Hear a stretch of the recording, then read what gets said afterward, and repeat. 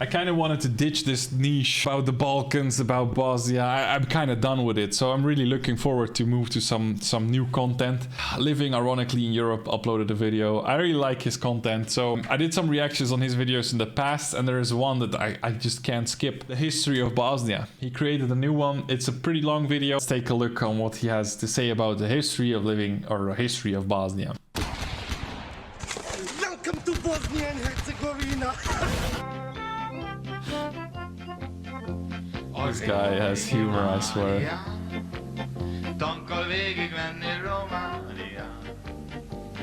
All the memes, all the war footage.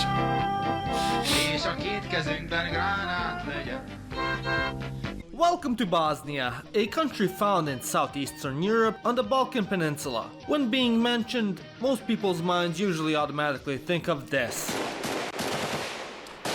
Yeah. Or even this. Crazy hamburger! If you're terminally online, Oh, no. it is. Bosnia often gets overshadowed by its larger-than-life absurdist reputation, with the country frequently carrying the title of Ohio of Europe. But things aren't always as they seem.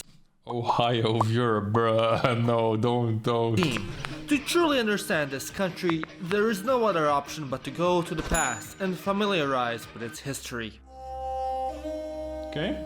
Bring Much it. like with the majority of the Balkans, Bosnia was inhabited ever since the Stone Age. Many of its first people settled in central Bosnia, where they lived up until the arrival of the Illyrians, who displaced them upon themselves, being displaced originally by the Celts. Yet they too didn't stay there for too long, as in the 2nd century BC, the Boy, I sure hope we don't get conquered by an empire. Romans invaded the country and incorporated it within their province of Dalmatia. After the fall of the Illyrian kingdom, Bosnia started to develop rapidly as new settlers rushed to the region. Due to its mineral abundance, Oh my god, the Minecraft minerals. the province became known for its mines, as numerous ones sprung up throughout Roman Dalmatia. However, things didn't stay so Bosnia if it stayed Roman. Oh my god, this guy really taking the shit out of everyone. prosperous forever. In the late 4th century, the eastern and western parts of the empire decided, much like a couple during a 100% mutual breakup, it would be best if they saw other people. Thus, Dalmatia and by extension Bosnia got partitioned between the two. Soon after, the country became a battleground as the barbarian invasion by the likes of the Ostrogoths, Alans, and Huns overwhelmed the empire. In the 6th century, the Eastern Roman Empire, now renamed with a cool new name and a fan base of 14-year-old internet monarchists, Byzantium, 14-year-old boss. Oh my god. was able to conquer the region and reinstate the rule of law once more. But once again, much like the majority of my relationships, that too didn't last long. It's the majority of my relationships. Oh my god.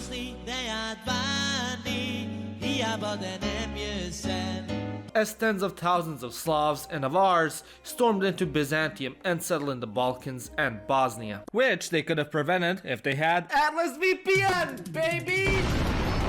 In a day and age where every bozo and his mom has hacking skills and every government, corporation in Romanian is out to collect your data, having a VPN is crucial.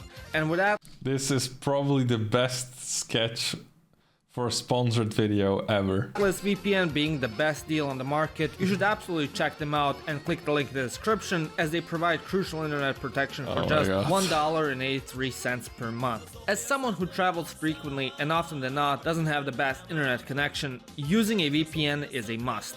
Alongside with keeping The music in the background, this guy is taking a shit out of himself, taking a shit out of other people's countries. This guy brings everything so much funnier in the way. Like, he should be a real teacher. Imagine having such a guy as a teacher in your school. You would love to go to class. Please don't lie. You know you would love to go to class. your search and data private, Atlas goes the extra step and stops ads and malware. Companies also more often than not use geographic discrimination and will charge you separate amounts for the same product based on your IP address. Even YouTube memberships. However, with Atlas, you can jump countries virtually and get the best bang for your buck. Pro tip, best prices are off of Argentinian and Serbian IPs. And if all of that wasn't enough to convince you, you can access different TV shows and movies. A pay 3 a month, plus 3 months for free. And if you don't like the service, which I doubt, you have a 30-day money-back guarantee. So again, go to atlasv.pn/Europe and protect yourself. By the 9th century, the Slavs made up the majority of the population. During this time, the majority of the population also turned to Christianity and adopted feudalism, as the Franks invaded the region. In the 10th century, the territory known then as Bosnia encompassed most of modern-day Bosnia and parts of modern-day Dalmatia, Montenegro, and a bit of Serbia, which allowed the country to have access to the Adriatic Sea and engage in maritime trade. Most notably, the province of Hum, also known as Zahumlia, served as the country's center of trade. Tons of rare metals, minerals, and livestock made their way. He makes a pig with a Turkish flag. Oh my god, this guy. Through the province, as they would be traded further out in Europe and Asia. During this time, Bosnia was often changing its hands between the Serbs, Hungarians, Croatians, and Byzantines, and on special occasions, even Bulgarians, as the neighboring kingdoms sought to extend their influence in the region. This lasted up until the 12th century, when the Bosnian rulers finally decided that they had enough of European bullshit and instated their own self-rule. Thus, in 1130, Bosnia became The Bosnian Kingdom an independent state, proclaiming itself as the Banate of Bosnia. Several years and a couple of Hungarian and Byzantine invasions later, in 1180, it came under the rule of Ban Kulin. Over the next 20 or so years of Kulin's reign, Bosnia entered its golden age, most notable for its time of peace and stability. Under him, Bosnia also increased its exports and strengthened its economy, as Kulin made several treaties with the city-state of Dubrovnik and the Venetians. Yet, his rule wasn't completely uncontroversial. After the Great Schism, a bit over a century earlier, Bosnia served as a middle ground between Eastern Orthodoxy and Catholicism. During Kulin's rule, the Bosnian Church started. These tombstones I have pretty close to my house actually. Near a castle that is between Bihać and Sazin, Ostrožac castle. Maybe some of you watchers know where it is. Taking off drastically, which in turn severely angered Bosnia's neighboring kingdoms and the papacy. Thus, shortly after Kulin's death, Hungary attempted, using religion as a casus belli, to reclaim rule over the Banate in the mid-13th century. Reclaiming Throughout the rule. early 14th century, Bosnia was fought over between the Šubić and Kotromanić families for its throne. This conflict ended in 1322 when Stjepan II Kotormanić seized the throne. During his rule, he would launch several military campaigns in an effort to expand his domain, seizing territories in the north and west, alongside with Zahumlje and parts of Dalmatia. Upon his death, Oh my god. Rest in peace, you won't be missed. he was succeeded by his nephew and first king of Bosnia, Stefan Tvrtko I. Much like his uncle, he too focused on expanding his domain and gaining power within his court, ousting several of his family members out of power and control. During his conquests, upon capturing the monastery of Saint Sava, Tvrtko proclaimed himself as the king of Look at me, I am the king now. Bosnia, the Serbs, and the Croats. However, he never invaded neighboring Serbia to instill his claim. I wonder why. In 1377, Bosnia was finally pronounced a kingdom and entered a period of prosperity up until Tvrtko's death. By the 15th century, the Ottomans were already making great strides as they made their way into the Balkans. Yeah, the Ottomans were really on a different level of expanding power. These guys, just holy shit. If you look at how many countries and what territory they were taking, it's ridiculous. And defeated the Serbian-led coalition at the Battle of Kosovo. It's the Minecraft, oh my god. During the same time, Bosnia entered a slow decline that eventually led to severe instability, which contributed to the kingdom succumbing under the Islamic Empire in 1463. Resistance lasted well into the 16th century, and for a brief period the kingdom was able to gain its independence again with the help of Hungary. However, such efforts were futile, as the Ottomans were able to reinstate their hegemony. The Ottomans, instating their power within Bosnia, fundamentally changed the country over the course of the next 400 years. One of the first changes 400 years. One conquerorship changed the country for 400 years. Holy shit. Was the execution of the kingdom's nobility and their replacement with loyal Muslim subjects from the empire. After that, the country's administration and social ruling system was turned upside down, as it implemented policies based on citizens' class and religion. Muslims gained more rights and favored treatment by the government, while Christians were treated as more or less second-class citizens and became forced to pay a higher tax, and many of their children were forcibly taken away from their families and forced converted to Islam and put to work in the military as the Janissaries. During this time, Croatian women within Bosnia en masse started returning to the tradition of sicanje, aka tattooing themselves with traditional ethnic patterns as a way of protecting themselves against abductions and forced marriages by Muslims. What? I never heard of this. This is crazy. I never knew about this. Did any of you guys know this? Would tattoo themselves, as tattoos are forbidden in Islam, thus inked women would be avoided. Mashallah. Mashallah.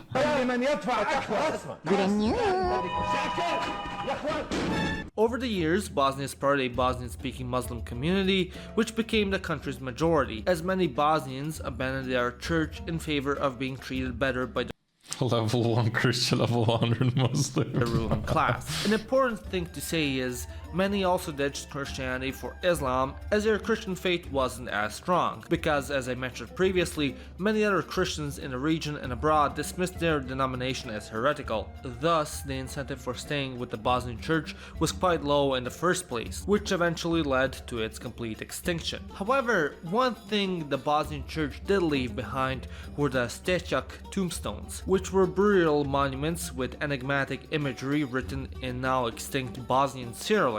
Thousands can be found throughout the country, many of which were put under UNESCO protection today. Yep. The first Bosnian language, or Bosnian Cyrillic, they mentioned it in one of the history books. They gave it a name, like the conquerors gave it a name, because the language actually is super old. As the empire expanded north into Hungary, Bosnia started thriving as the province became a center of trade, and much of its population started gaining status as military leaders and governors throughout their own province and the rest of the Balkans.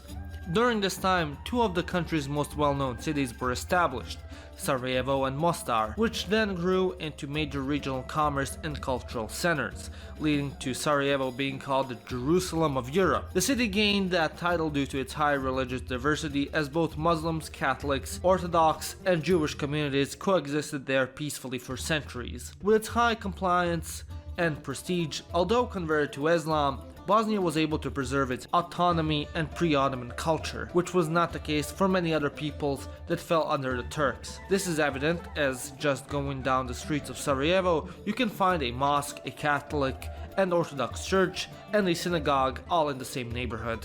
Yet things weren't which makes us one of the most unique cities or places in the world.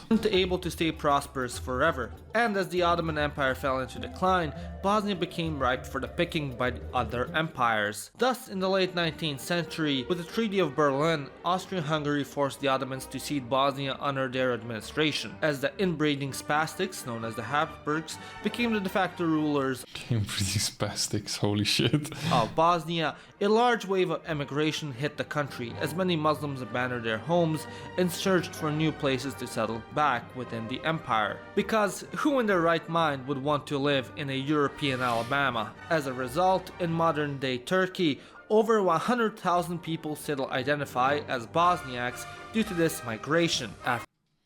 Oh, 100,000. Okay, that's a lot. I've seen comments on previous people. It's commenting like, yeah, it stretches into the millions, blah blah blah. I'm like, no, it doesn't.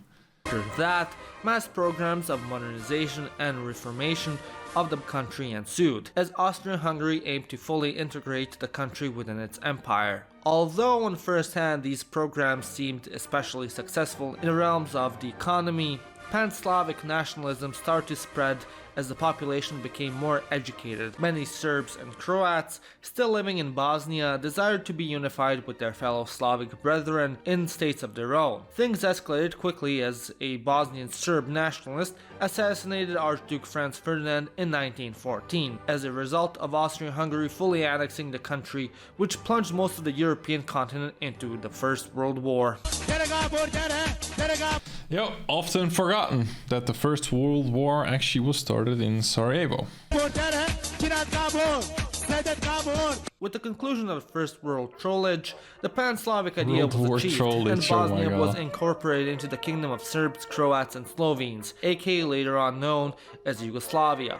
But even though Bosnia was finally under the rule of its same people, tensions within the country were still persistent. Because this is the Balkans, The pictures, for fuck's sake. after all. Moreover, the majority of the interwar period in Bosnia was characterized by rising ethnic tensions and political unrest as the country implemented agrarian reforms, mass colonized Bosnia with settlers from other parts of the kingdom, mainly Serbia, and confiscated and redistributed property. During this time, many of the previously established geographic entities were split into 33 different oblasts in a sort of gerrymander, stripping away power from local Muslims and handing it over to the new Serbian and Croatian colonizers. A couple of decades later, World War II engulfed Yugoslavia into flames, and as the Axis armies marched into Belgrade, the entirety of Bosnia was ceded to the German puppet state of the independent state of Croatia. Under the Croats, almost all of Bosnia's Jews were eradicated from its territory. Which is pretty sad actually, because considering they have our synagogue and everything like that in Sarajevo, but also in other cities of Bosnia, it's a pretty empty place. Yes, it's still conserved, and yes, there are still Jews in there, but it's kind of weird to call it still. I mean, yes, you can call it still multi-ethnic because of also the other ethnicities and also multi-religious, but it's just sad that these parts of history, so many people are eliminated, like to almost non-existent anymore in such a big region, which is ridiculous. And over 300,000 Serbs were murdered and sent to concentration camps. As a result, many Serbs joined nationalist Chetniks, whose main aim was to create a greater Serbian state. Thus, many targeted to ethnically cleanse the local Muslims, which ended up in the murder of around 100,000 Bosniaks. This ethnic violence then drove the targeted Muslims to join the Croatian army and put up resistance. However, as the war started going in the Allies' favor, the communist partisans, led by Josip Broz Tito, were able to liberate most of Bosnia, including Sarajevo. And in 1946, they established the Federal People's Republic of Yugoslavia, with Bosnia as one of its 6 constituent republics. Over the next 40 years, socialist Bosnia prospered more or less, as large investments from the central government made way into the republic. The country's economic state quickly improved as Yugoslavia started exploiting many of its natural resources, mining salt, precious metals, and coal. Because of its mountainous geography, much of Yugoslavia's military industry was also centered in Bosnia. Thousands of soldiers were deployed throughout the country in barracks, and many military factories sprung up throughout the republic, producing Yugoslav weapons such as the Zastava guns and artillery. Yeah, because it's a rougher terrain, so it's also harder to conquer, harder to target, harder to maneuver, etc., etc. However, things didn't stay as robust forever. After the death of Yugoslavia's dictator Tito, in 1980, Yugoslavia and de facto Bosnia was swept with a wave of nationalism as the country's ethnic groups struggled to fit in the power vacuum and blamed the problems of the country onto each other. Many of the federation's minorities were also unhappy with Serbian hegemony in politics within the country and over their own republics. As a result, in 1992, Bosnia held a referendum to secede from Yugoslavia, which most of its Serbian population boycotted. The results of the referendum, as a result, were 98% in favor of secession. Soon after, war broke out as the Serbs in Bosnia, with the support of Yugoslavia, started a military campaign of taking control of Serbian majority areas. Over the next 3 years, the conflict in Bosnia came to be known as the Bosnian War, and the worst armed conflict in Europe since World War II. Throughout Bosnia, ethnic cleansing ensued as fighting devastated the country. All three ethnic groups of Bosniaks, Croats, and Serbs were cleansed and displaced by one another. However, the Bosnian Serb army was significantly better funded and organized. They were able to occupy over 70% of the country and commit the majority of the war crimes in the conflict. Under their offensive, some of the worst attacks came to fruition, with the longest siege in history, the Siege of Sarajevo and the Srebrenica massacre. I was waiting for some BS to drop, but so far, 100% accurate. As a result, the war resulted in over 100,000 casualties and over 2.2 million people getting displaced, which at the time accounted for half of the country's population. The war came to an end as the Bosniaks and Croats allied against the Bosnian Serbs, joining forces in a joint offensive, followed by NATO air support and bombing of Bosnian Serb targets. Peace was achieved with the signing of the Dayton Agreement, which kept the country unified but divided it into two with the formation of Republika Srpska, which gave the Serbs significant autonomy as well as veto power over the federation, which goes about as well as you can expect. Alongside that, the agreement divided political power within the country based on ethnic lines, which guaranteed all three people groups representation within the government. Within the dawn of the 21st century, Pretty damn accurate, gotta say. Bosnia has been kept stable in large part due to the international community. Its economy has been on a slow rise despite its drastically declining population, mostly caused by high levels of brain drain and immigration. The country was also assigned the title of potential candidate for accession into the EU, although for the most part the country has moved on from its violent past in the 90s. Secessionist movements are still active and popular in Republika Srpska, where Of course, surprise, surprise. the majority of the population wishes to secede from the Federation and either become its own. Actually, I don't think they actually ever had like a proper vote or measurement on people that actually like to succeed. Secede. Mostly because the media and the propaganda machine behind it is way bigger than actually the will of the people. Also, the people which are there, a lot of them are super nationalists. So I wouldn't say that it would be the majority of the people. Maybe a majority of people in that, how do you say it, part of Bosnia. But if you would ask all the Bosnians living in the borders within Bosnia and Herzegovina, then for sure they will not even be close percentage-wise on secession. Country or join with Serbia. Nevertheless, the country and its people strive for a peaceful and more prosperous future, and may they finally achieve it. I wish to thank you all for watching. If you Cool, super cool video. Very good summarized version of the entire history. Didn't hear anything on which I would disagree. Well put together, has again the humor that I like from this channel so much. I know that he commented also one of my previous videos. I know he watches, so respect once again to the content you create. I really love it. I really like to share this information because I kind of have now a little bit of a hub of all these different channels and videos and everything that has been recorded on Bosnia onto my channel with all the reaction videos that I've done.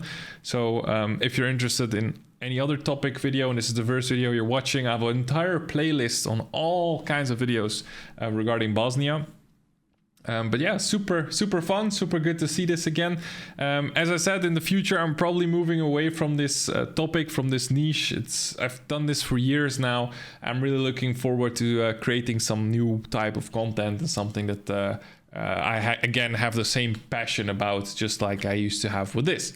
So I hope you guys liked this video. If you did, leave a like down below, subscribe to the channel if you haven't already, and I see all of you in the next video.